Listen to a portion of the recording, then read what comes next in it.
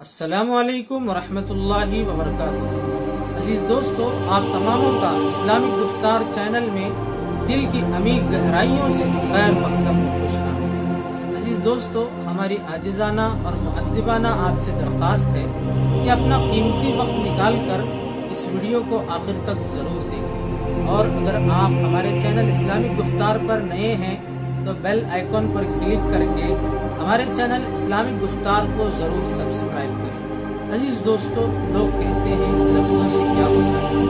دوستو، لفظ مائل کرتے ہیں، لفظ قائل کرتے ہیں اور لفظ ہی گھائل کرتے ہیں۔ تو چلیے دوستو، آج لفظوں سے بنے کچھ جملوں کا تذکرہ کرتے ہیں۔ بڑی گہری بات ہے، اللہ رب العزت نے ایک لقمہ انسان کے پیٹ میں پہنچانے کے لیے کتنے خوبصورت طریقے کا انتظام فرمایا ہے۔ جب لقمہ ہاتھ میں ہوتا ہے تو ہاتھ بتا دیتے ہیں کہ لقمہ گرم ہے یا ٹھنڈا ہے۔ اسی طرح جب ناک کے قریب پہنچتا ہے تو ناک بتا دیتی ہے کہ تازہ ہے یا باسی ہے۔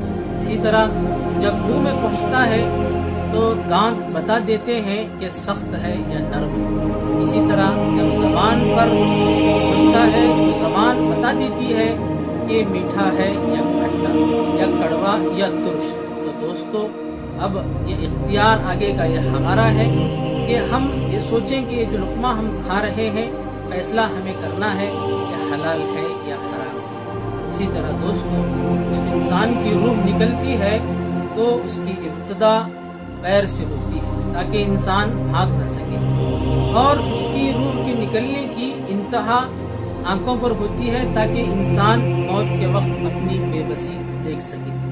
عزیز دوستو، اگر آپ کو ہماری یہ کاوش، یہ ویڈیو اچھی لگی تو دوسروں تک ضرور شیئر کریں اور سبسکرائب کریں، لائک کریں، کمنٹ